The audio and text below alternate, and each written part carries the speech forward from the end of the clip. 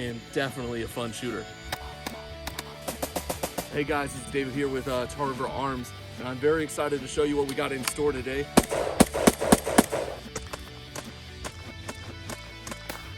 But one thing we're going to be doing today is going to be adding in a Apex trigger.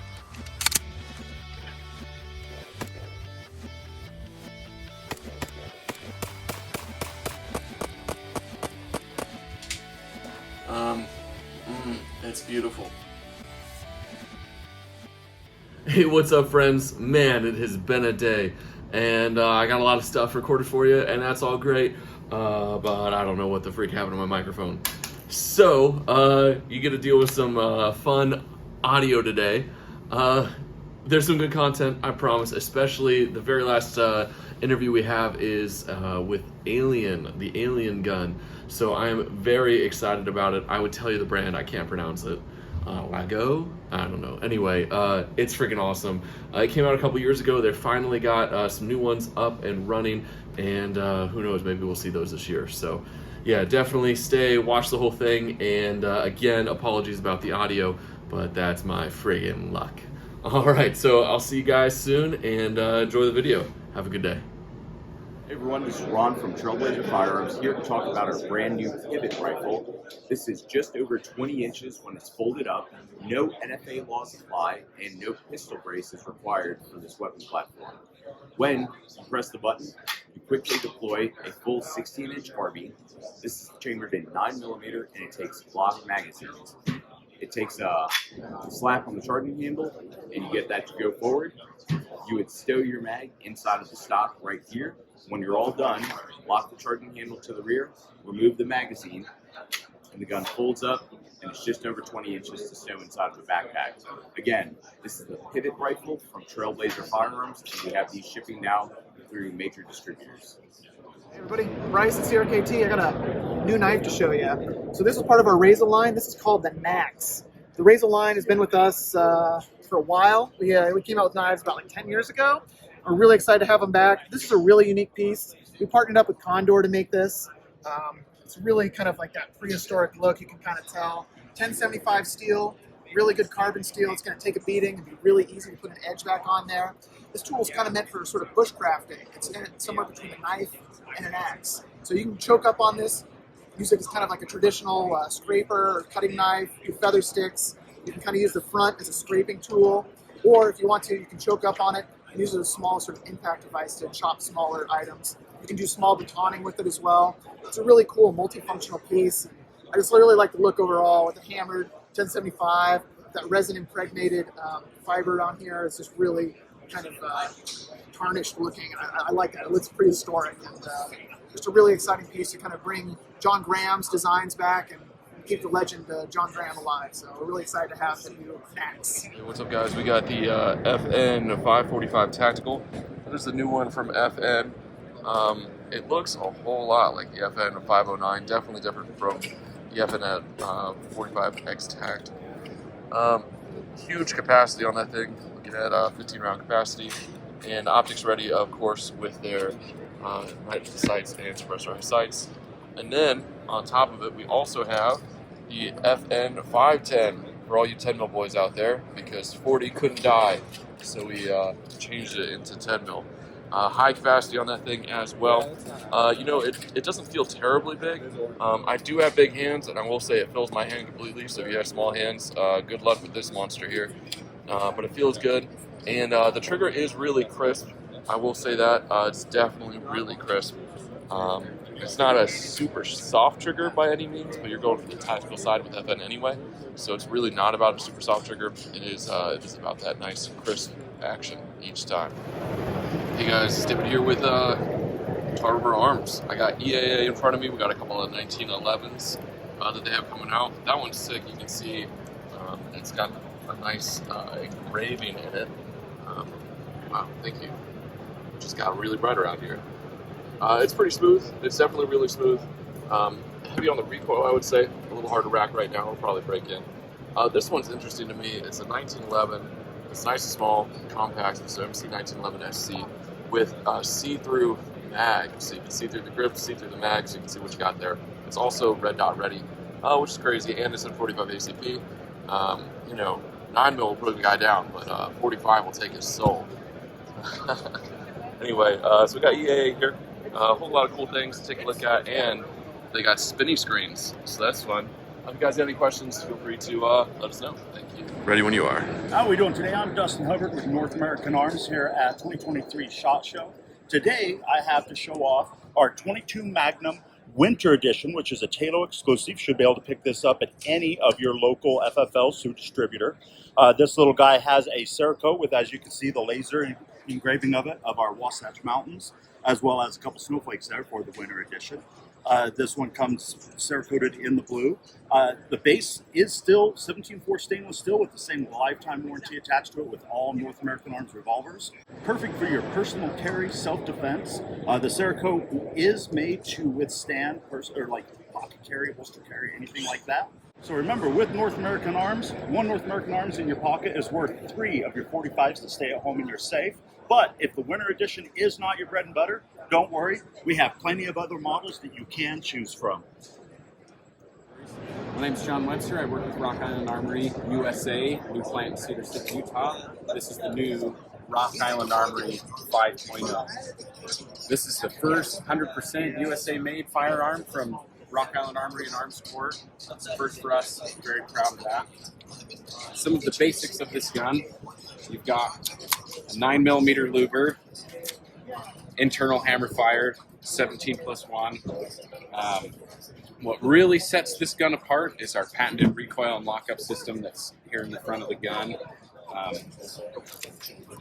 As the slide runs forward, you've got essentially a piston in here. When you get to the front, that piston will ramp up into a cutout on the front of this barrel. So it's locked up, you fire it, travels back, it'll ramp back down, unlock from each other there. That, in addition to a lot of weight sitting lower in the frame, we hand fit our parts together, makes the gun shoot really well. Low recoil impulse, very comfortable. We've got a 4.5 to 5 pound trigger in there out of the box, so really great shooting experience. It doesn't go for too much. The MSRP on this guy with the RTS2 is $12.98. For our iron sights version, this guy's retailing for $9.98. When do you expect those to be released? So they released on the 4th. You can buy them direct through advancedtactical.com on their website. It's a sister company of ours, but they are available in small quantities at a time. Okay. Wow, that's awesome. What's with this square barrel? Square barrel, it's just part of the lockup system. It makes the most sense given what we're doing. We also get really good engagement in the slide with that profile. If you go look at like a locking lug, you get a little bit of engagement. This thing's got like an inch or so you get a really nice parallel running barrel on that thing. Awesome. Hey, how you doing? My name is Mike. I'm from DTR. I'm here to show you our new vent line of suppressors. We're doing one in 7.62 NATO, 5.56, and 9mm. They have a full 3D printed titanium construction, so super lightweight, super high strength, low back pressure design. And the difference between, it's kind of a hybrid flow-through design, but the difference in what we're doing and what everybody else is doing, we're actually able to induce porosity into the material. So it's more like a metal foam in the end. So it's a diffusal agent. It's going to slow down the velocity of the gas. It's going to strip heat out because of the high surface area content, and it's going to end up in a net dB loss. On the 5.56 and the 7.62, you have the hub mount in the back, so 1 3/8 by 24. And on the 9mm, it's going to be the 1 1/8 by 28, kind of the industry standard stuff. So if you're already invested in your Chemo, your Xeno, any of those mounting systems, it's going to drop right in these cans. It's going to go right on your guns. We don't have a release date or an MSRP yet, so stay tuned for that. We'll hopefully have it as soon as possible. And, we think that these are going to be kind of the next step in the evolution of additive design. Hey guys, this is their old Canik subcompact, which is still available. It's double stacked, nothing wrong with it. However, they got this new one right here. This thing is so much thinner, as you can see, comparison-wise, much thinner. Feels really great in hand, and it uses the same mags. So you have a Canik TV9 with a double stack mag, it actually fits in here. I don't believe it yet. I didn't, at least until I saw it actually happen. But it does take double stack mags. Same thing as that one. It's just so much thinner. It comes in black FD two-tone and one with an optic on it already. Hi, my name's Natalie, and I write the blog Elegant and Armed. I'm here in the Rugged Bear booth, home of CAMELEON handbags and Smith & Wesson leather. And this is one of the Smith & Wesson leather purses. If you see, you can reach in the side here to get your firearm. If you look in at the top, you have access to the special gun pocket with the holster in here, so you can draw from the top of the bag or from the side of the bag, depending on how you situate your holster. This is a genuine leather purse.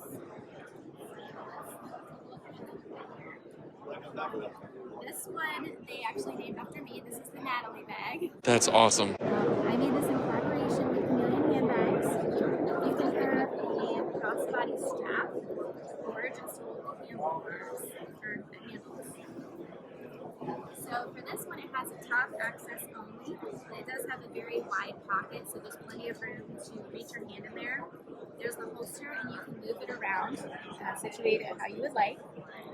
So it is one dedicated pocket just for the gun, and then we've got some cell phone pockets on the side and a zip pocket on the other side. Now, this color actually did completely sell out, but we'll be restocking in some other colors, so stay tuned for that. Okay, this is the Vita bag, and I like this because it's a crossbody with a thick strap, and this you can draw from the back, and it is ambidextrous, so you reach in there to your holster. It has a nice cell phone pocket on the outside, and a large, rather large main compartment. So lastly, I want to show you another leather purse. Let's see. This is the Sophia. It's also a crossbody, genuine leather, and it has a different type of pocket on the back. You can just open it with your zipper, and you can see inside here there's the removable holster. And the nice thing is, with two zippers like this, you can move the zipper to wherever it makes the most sense for you to quickly open it to draw your gun. Those are some of my favorite ones here. Is this spring setup? Because I saw the top come So off. it's a. Oh no, go for it. It's a.